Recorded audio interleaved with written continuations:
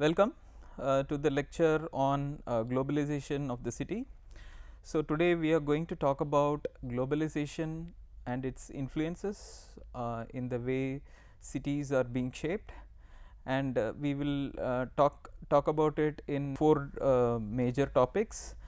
First is to understand the major reasons for evolution of globalization, and we will then next we will go on to see how the process of evolution of globalization has happened in the past and how it is happening today.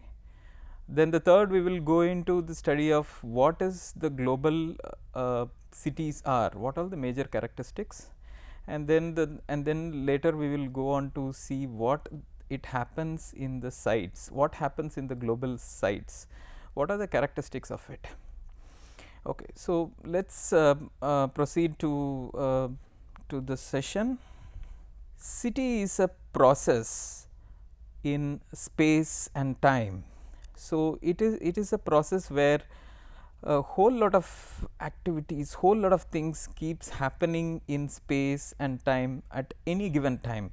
So it is, on one hand, it is a whole lot of individual and collective human actions coming together in play on the landscape, and on the other hand we will see the characteristics of the land itself, the topography, the rivers, the system of vegetation in it, and how they all come together to allow this human settlement evolution here. So also it is not just about that, it is also the people who are living here. So the people who are coming here, they come with certain ideas, they have a system of life, how do they live in forming settlements, that is there.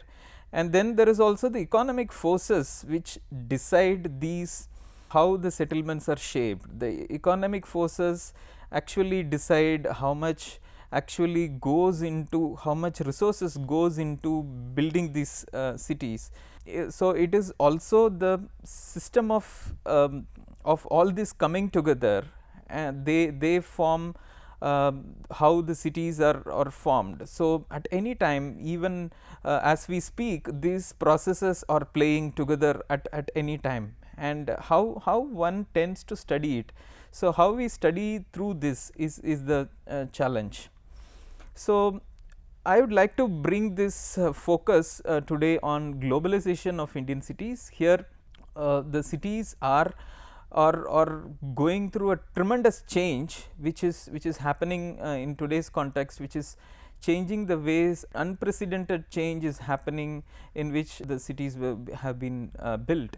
Human settlements have always been influenced by flows of technology, capital, culture, cues from distant territories. The current increasing and intensified flows between countries of capital, goods, services, ideas, information, and people, producing cross border integration of number of economic, social, and cultural activities across very different geographies, are shaping cities in unprecedented ways. So in current advanced in knowledge economies of cities, transnational operations of globalization flows also bring in people, work culture, meaning, norms, and ethics, often peculiar to that of the locals where they operate. These global networked spaces often appear obscure for majority of the local, and they develop as encounter spaces of global entities in local areas of cities. These are hyper facilitated spaces occupying prime areas, developed in nexus with local industries, developers, heavily supported by the governments. So the information technologies have brought space dimensions closer than ever before. The time and space compression in the cities bring new possibilities of performing functions and day to day life. So going into the main discussions of this topic. So here we are going to talk about globalization as a major process shaping cities in current post economic liberalization period. Then we will talk about evolution of globalization of cities in Indian context. Then characteristics of post liberalization cities, how they have changed, and then we will talk about the current extreme systems of planning and designing cities or building cities of informal and formal systems, and how they have a role in urban design. So, this we will talk about in these evolving systems. So, in this first session we will talk about how the reasons for evolving globalization, the current globalization process. Let us take a broader look at how this is happening. So, one is the first is the macroeconomic situation. It is very important to understand the macroeconomic situation, how it influences the way cities are being built. So, here if we see the foreign direct investment as a key capital transforming sections of local economies, and the cities are trying to attract the multinational companies, so that they can improve their tax collection and job opportunities in their local areas. So, this important activity of the attracting the multinational companies with the global capital onto the local areas is considered as a major flow which is happening now. And also in the condition of current economic functioning, we will see that the specific functioning of economies are kind of dispersed or kind of being dispersed across the globe to specific areas where those specializations are available.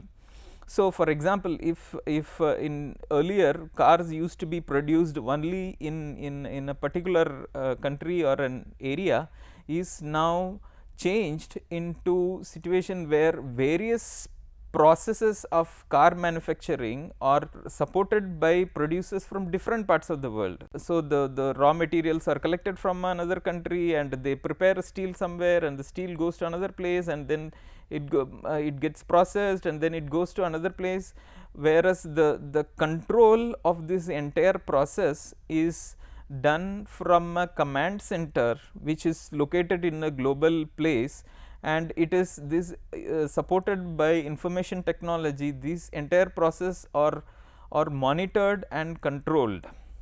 Therefore, this specialization being dispersed across the globe was not possible, have changed, and now it is totally this dispersal is happening in throughout the globe.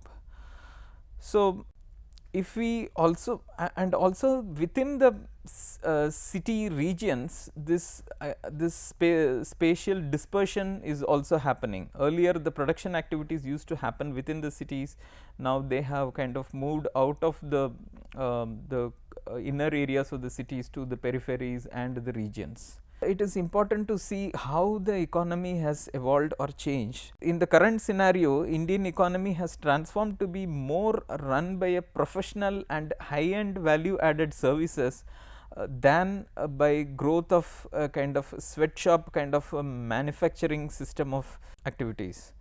So, as this is leading into a situation where Peter Willett said it is no longer possible to regard each country as having its own separate economy. Two of the most fundamental attributes of sovereignty, control over the currency and control over foreign trade, have been substantially diminished. So, there is a situation where the countries are not really able to control these flows. So, the country is and the nation, the government is has become taken a position where it can only facilitate these flows, and they are not in a substantial situation where they can control these activities. So, through this process the multinational organizations and companies have emerged as a major players in the way economy acts in today's context. So, what does that mean in impact of FDI on Indian cities? For example, this global building which what we see here was one of the earliest foreign direct investment in India, and if we see the FDI flow in India, how it has changed over the past 2 decades. During between 1991 and 2008, the foreign direct investment increased by around 260 times, and the two most growth happened during the initial phases. And if we see, the growth was almost 14 times between the 10 years of 1998 to 2008. So, what is happening in this context of transforming in terms of social context? So, this if we look at the social composition of the urban areas, because of these changes, what we spoke about in the economic, in the broader economic conditions, this is leading to a whole lot of migration and labor and and how they organize themselves in a city. So, this is a photograph of a market space. Markets are the places where the migrants, especially the migrants who are coming from agrarian backgrounds, they come to cities through their own networks, and they try to find a place of work in the cities. So, these are the sites of how people migrate and become part of the city. So, what happens to the labor composition in a city, and how they shape the overall social composition, and what kind of ethnicities come together, and what kind of systems, social systems and their ideas and living together evolves, is of interest. So, at the same time, it is also essential to study the political aspects of transformation which is happening in present context. As Daniel Bell wrote, the nation state is becoming too small for the big problems of life and too big for the small problems of life. This need to be seen in an idea where the importance of the nation and the state in terms of controlling the flows of economy, and therefore the kind of activities, and therefore the development in cities, how it is evolving. So, infusion of technology, capital, goods, social, cultural values, people and ideas from far away geographies are influencing to a large extent to the local system. So, at the same time, this growing arenas of interaction with the global system is also highly uneven between various sections of the society. So, cities, so in political point of view, cities are trying to attract this capital which is coming from the distant territories, and therefore they are trying to make efforts to attract it and use it to the possible extent. So, what is happening in terms of spatial form of because of these influences? So, the ongoing spatial transformation of cities has shaped the global systems of shaping cities have made a very considerable changes in existing context. So, this is an photograph of Hinjewadi in Pune, where you will see this Hinjewadi area has evolved as a place where a whole lot of these multinational companies who are involved in technology oriented services and involved in global activities have developed as an important center outside the city. So, therefore, this entire, they are restructuring the urban form into a regionalization of the economy. So, most of this new global activities are happening at the regions, and at the same time you also see this layer of this primary activities of which is also coexisting. So, this is the kind of contradictions and the kind of the very different systems playing together in a current situation. the city is also becoming a place of global commodification. So, what is happening is that now there is a whole lot of investments coming from distant lands. They sitting there in global distant lands, they project the profits and they set targets for what all to be achieved. So, they operate in a way that they are not really related or loyal to the local context, whereas and also the capital is often impatient and it needs quick results and it expects investments to give immediate return of return, and therefore there is also this element of speculation which becomes an irresistible to any of the business activity. Therefore, the city is becoming a space of speculation and also a space of space which occupies this impatient capital. So, therefore, this act of quickness is there to expect results from investments, and there is this act of trying to impress is happening. And it is also the cities are competing to attract the investments, and especially the local businesses play a key role in that. So, let us take a larger view at it to understand how these forces are playing within this larger urbanization scenario of Indian context.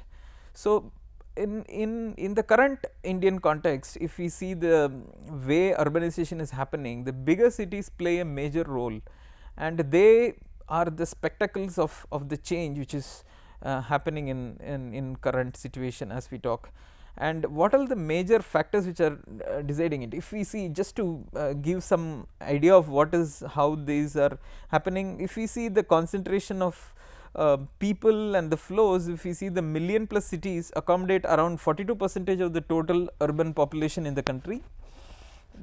For next 20 years, every day Greater Mumbai needs around 80 houses to accommodate its population growth, and not including the redevelopment or renewal which need to happen in the current buildings.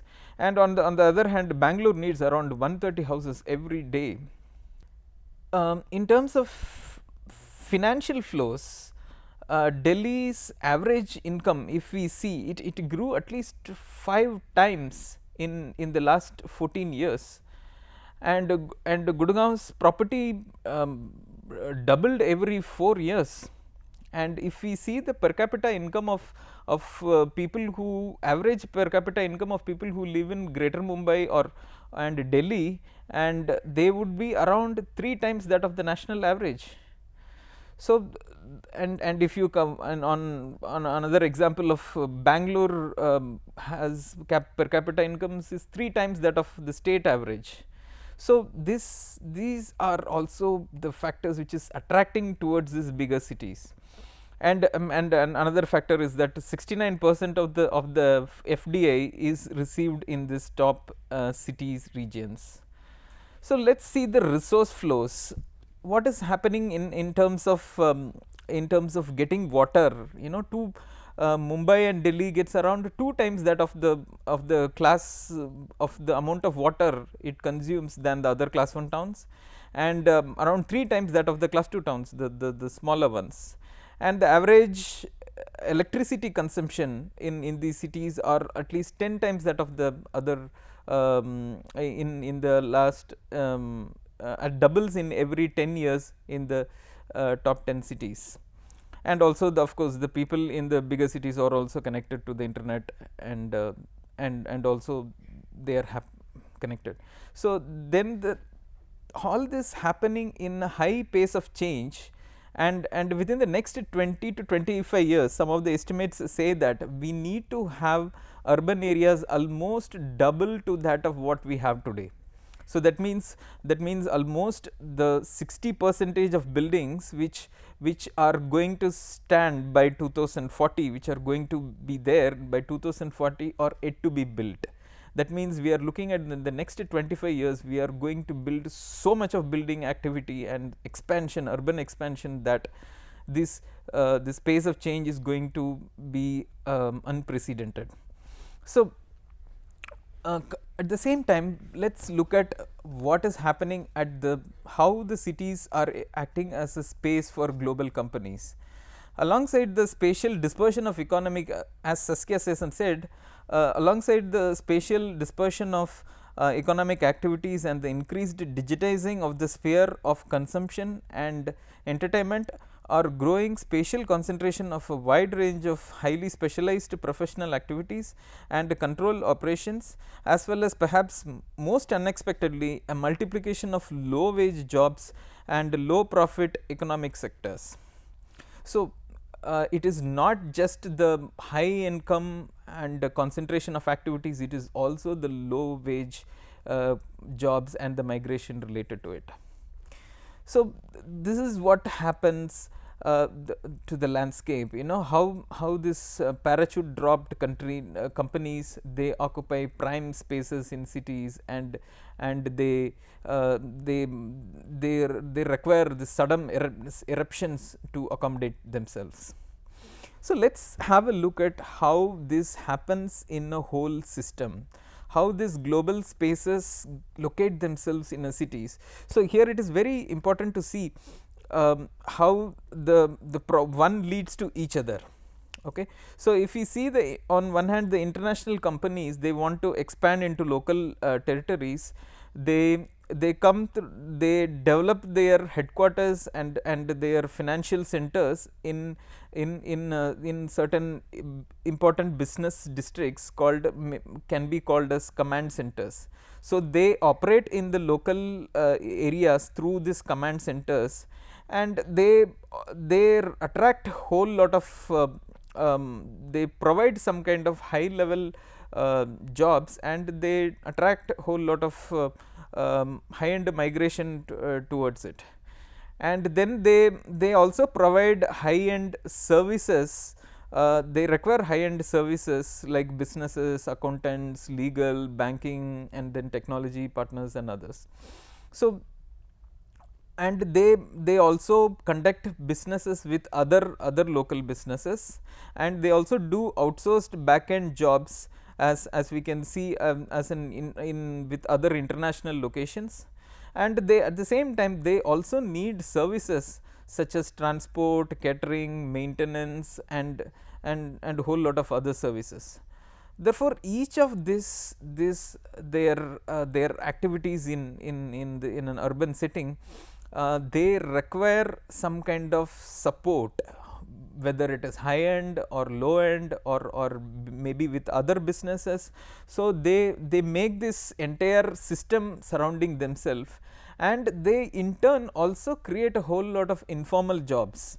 So these informal jobs, they are attracted to this whole clustering of activities which is happening here, and these informal jobs also lead to migration. So they create this entire agglomeration of activities in one side. At the same time, they also need their managers and their professionals to be located in a very high end localities, where with all the exclusive facilities and high end educations and services and recreation, and they need a kind of high end connectivity to it. So this is kind of shaping the way these areas, these high end residential areas are exclusive neighborhoods getting connected to the central business districts.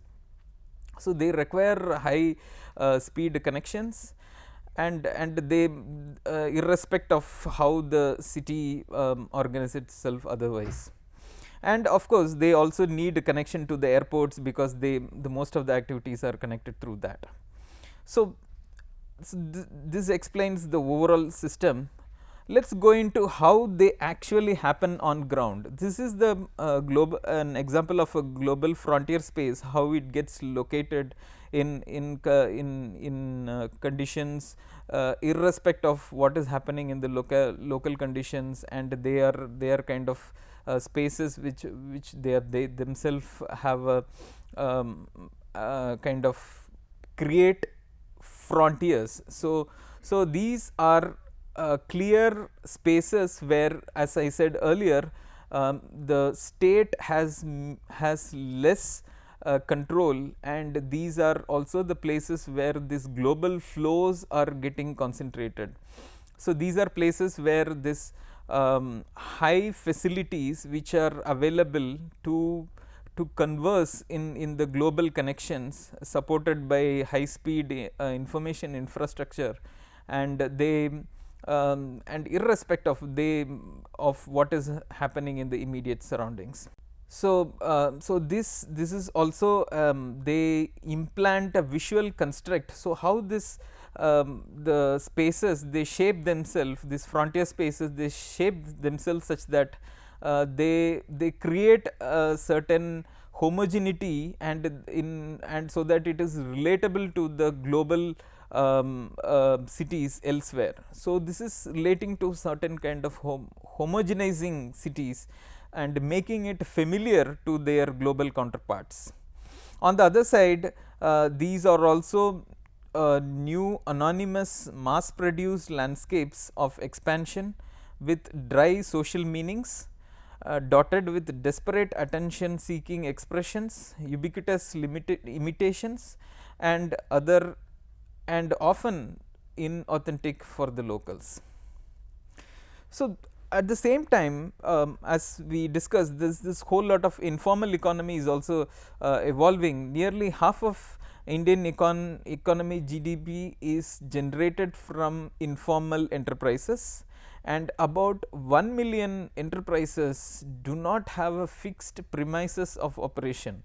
So, this itself explains how the city spaces are getting shaped by this informal economy.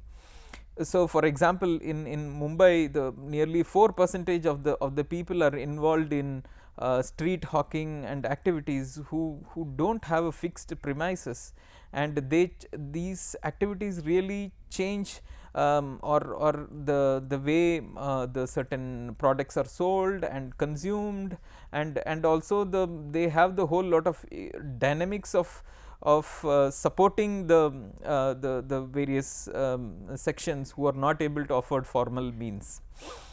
So, this also serves, it is also studied that the informal economy the informal economy has been growing faster than the formal economic growth, which is supported by the global forces. So, what is happening because of this global forces coming together is also that past and present are mingling together in the same place, juxtapositioned. So, this talking further on this juxtaposition of change and continuity, it is interesting to see that there is always an organically grown system which is in terms of contestation with the globally understandable and organized systems. So, it is also important to note that slow moving cultural change can coexist naturally and more rapidly coexist with the naturally and more rapidly changing events, as quoted by as mentioned by Robert Adam. So, these are also these contestations and coexistence in with this slow changing things are the characteristic of current global cities. So, at the same time, it is very important to understand this informal housing as a part of the development process. If as we discussed that there is a whole lot of migration happening, then this whole lot of housing requirement happening in urban areas, and how the cities are able to provide it. So, that it becomes a major issue. Here I would like to take the example of Mumbai, where an average person who comes into the city and works as a driver, say for example, he earns around say 12,000 rupees. So, that comes up to 3.6 lakhs per year. So, whereas the basic housing unit available in a formal market is around which is the smallest unit, is around 225 square feet, which will be around 40 lakhs. So, that means this average driver who comes to the Mumbai city, he has to work really and to pay this housing, he has to spend at least 50 years, he has to pay the to get this formal housing. So, this is the kind of situation where the formal system is not possible to is not providing, is not able to provide this kind of housing requirement which is happening. So, this is developing a altogether a parallel system of providing shelter for the people. So, it is very important to understand this process with the global forces, because the global disparities, globalization leads to more disparities, and also it attracts a whole lot of the lower income to come here. So, the disparity, while the disparities widen, the availability of resources to accommodate the lower sections are also reduced.